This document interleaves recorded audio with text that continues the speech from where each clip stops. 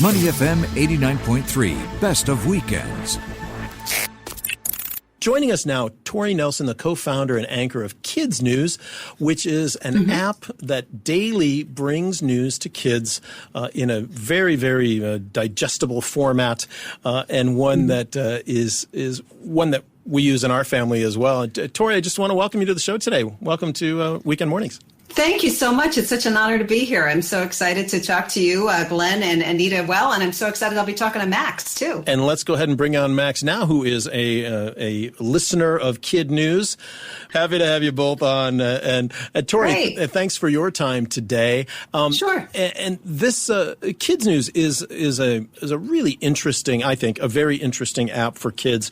Bite-sized chunks, 6-minute pieces or so, 7 minutes, 8 minutes every day, just to give the update on the news. Why did you think it was important to start this?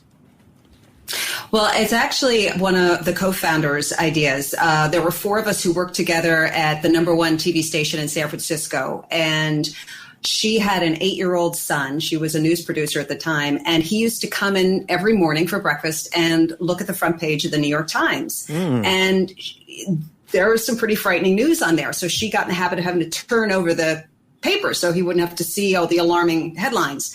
And she thought there must be a way to tell kids about what's going on in the world. She was thrilled. He was curious, but she couldn't find anything. So that's always, the mother of invention, right? Find a need and then fill it. Yeah. So she recruited myself and a couple other gals. And so we developed this about 2.5 years ago, and it has just taken off. It's been incredible how much it's grown because there really has been a need to tell kids about what's going on in the world without terrifying them or boring them. Yeah, and one of your target audience is on right now. And Max, I want to let you ask a question or two. Do you have a question for Tori about KidNuz?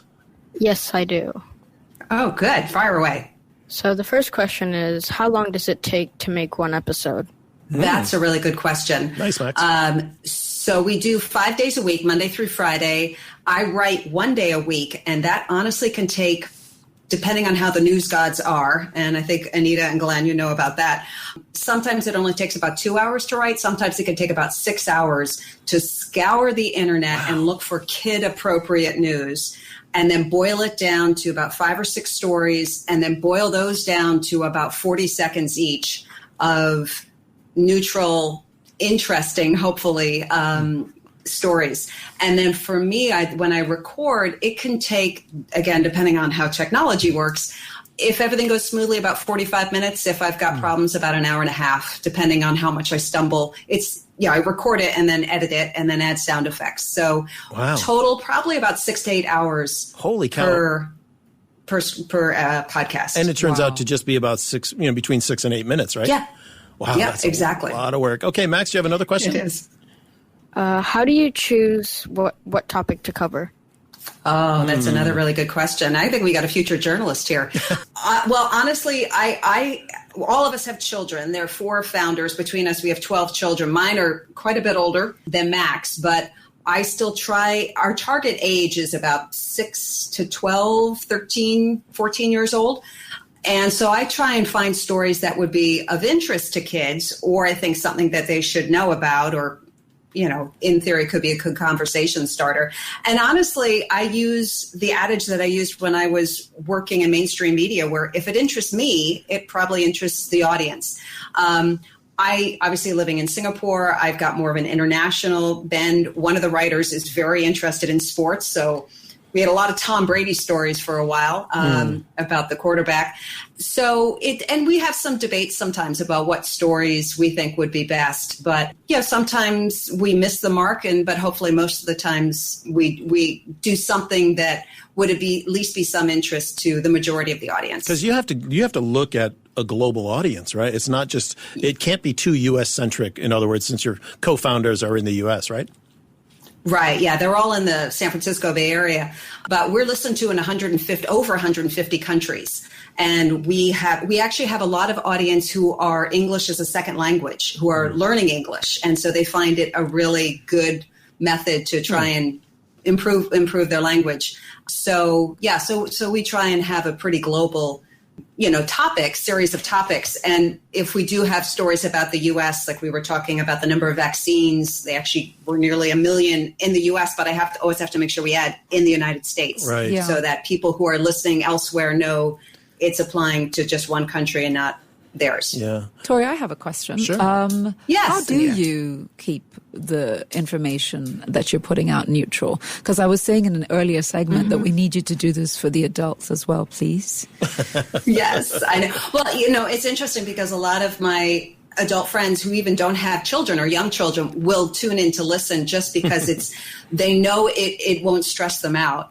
So our mission is to get people like Max curious about the news, curious about what's going on in the world. Our mission is not to incline them one direction or the other. And so we are very aware of that and aware of the words that we say. And so it's written very, very carefully. I will emphasize that. And we get complaints on both sides. So that usually means you're hitting the sweet spot. You're right in the middle. But there are people, especially adults, who look through their own political lens and might think that we're skewing one way or the other. And there's really nothing you could do about that. Yeah. You could just keep writing as best as we can in the most neutral way. Well, this kid is definitely going to be tuning into Good. news. Max can't help it with me around the house. He gets probably too much news.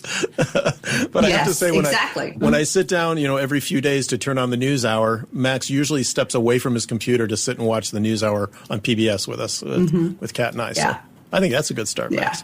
Yeah. Hey, Tori, Mike Ang is on Facebook Live with us, one of our regular viewers. Okay. He's talking about health education in schools and how it needs to be included in applied sciences and financial literacy and how to avoid maybe some of the more right or left-wing sources like Newsmax or OAN. Those are a lot of things to digest right there. But do those sorts of thoughts go through your mind when you're trying to put together the news? Yeah, we look for a really diverse sources of news, and we always make sure that we say where we got the story from, whether it's from the Wall Street Journal or the New York Times or CNN, Market Watch, ABC. So we get stories from only legitimate sources or sources that we know and are comfortable with. I was looking for a story, for example, last week on the status of the Tokyo Olympics. Yeah, it's very important to make sure that there are sources that we're familiar with and that we trust. We've all been burned a couple times by putting stories on that turn out not to be the case. So this is something that's checked and rechecked, and we have a pretty solid editing team to make sure that everything is rock solid. Yeah. Okay, Max, do you have one more question for Tori? Yes. Who helped you create the show? Yeah, tell us about your co-founders. Good question. So. Yeah. So Stephanie Kelmar is the one who came up with the idea. She was a news producer, so she would book guests on the show and very curious about the news.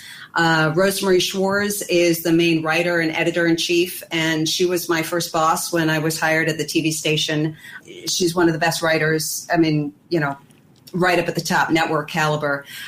Kim Hunter has been on CNN and a few other networks, and she is my co-anchor. She does the Wednesday podcast. And she was kind of a backup for when I traveled back in the days when we traveled. And Max, you probably know this more than some kids in the U.S., but my studio at home is our bomb shelter in our apartment here in Singapore. Yep. But I've recorded literally all over the world, again, when we were able to travel, New York, London, Vietnam, Beijing. And I don't know, Glenn and Anita, if you've done this, if you've recorded in a hotel room, but you literally make like a pillow fort to kind of, block your sound.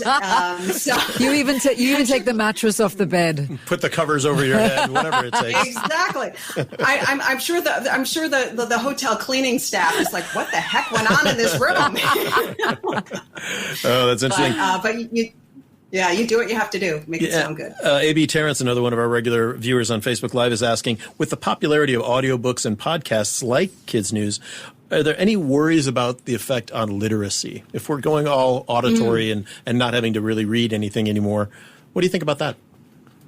We do offer a written transcript on our website because we have had some teachers or listeners who say they are audio challenged, and do we have a written version? So we do actually have a written version that kids can print out, and so that they can follow along to listen and read at the same time. And one of my children who had some learning challenges, he found that very helpful when he was reading and listening to an audiobook at the same time.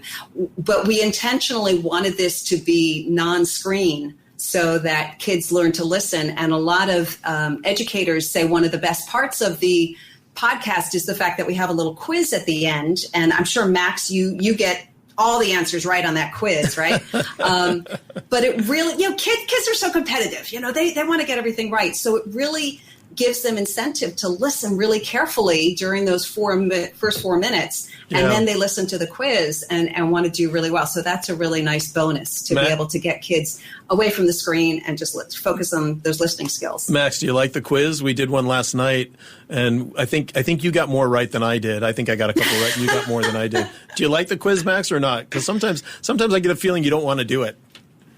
Is the quiz okay? Yeah, sometimes, but yeah, most of the time I like it. You just put Max on the spot. Absolutely. He can handle it. He's tough. Trust me, he's tough. I'm a sharp kid. This is really a great conversation. We're talking with Tori Nelson, the co-founder and anchor of KidNuz, which is an app and also on a website, kidsnews.org as well. And daily news 5 days a week during the week, news broadcast specifically aimed at kids. And Tori, as you think about going forward with this, is there any different iteration of this that you'd like to, or different direction you'd like to take this, or additions to it? Yeah, absolutely. We definitely have some goals to expand initially, possibly in other languages. I would love to see this possibly different age groups. So it could be a little more focused maybe on younger kids and then older kids. And then big picture, maybe even regionally. So you could have one that might focus in Southeast Asia and one focused in Australia and one focused in Europe, just to be able to really focus in on topics that kids are interested in different parts of the world, but still keep that global, value to it. We do have a KidNuz Club. I certainly invite Max to join, and we're going to be offering some bonus podcasts on that. We're doing a weekly word search game. Nice. And a secret email so that KidNuz Club members can send news questions to myself and Kim, and then we'll answer them in our podcast or in some bonus podcasts. I'm seriously having FOMO. I'm like, I want a secret email. Come on. I want to be part of the KidNuz Club. Sign up. Could we have the Kids Plus Club? Yeah, maybe we're not quite kids, but Kids Plus. Kids Plus, because we're all still kids at the end of the day. No age limit at all. Yeah, no. So, Tori, on the most recent broadcast, you talked about Betty White, the American actress who turned 99 years old. And interestingly, of course, Max was like, who's that, right? And so then, but you say at the end of the cast, ask your parents who that is. And so Max and I had a conversation. Max, do you remember anything about Betty White that we discussed afterward? I remember that she was a famous actor. And was it? Yeah, early. Yeah, a long time ago. But even more recently, though, too, right? She's the coolest person on the planet. Do you remember what color her hair is now? White? Yeah, exactly. Betty White has white hair. That's easy. But that is interesting how you, even a topic that your audience would not have any idea, generally speaking, about, then you're prompting parents to maybe have a conversation and dig deeper. I find that quite interesting as well. And it's so interesting you bring that up, because the writer told me that she was questioned about whether she should include Betty White because, again, as Max proved, most of our younger audience would have no idea. But I think one of the best, most rewarding things I hear about our podcast is it does generate conversation. It sparks an interest in kids. And some of the best feedback from kids is that they feel like they have a seat at the table now to talk to adults about topics, things that maybe, they wouldn't know about otherwise. And I just find that so gratifying. Yeah. LL Tan is asking us on Facebook Live, do you interview or interact with your kids in the audience at all? And so far I've seen it's a one-way discussion from what I can see, but do you do any of the reverse?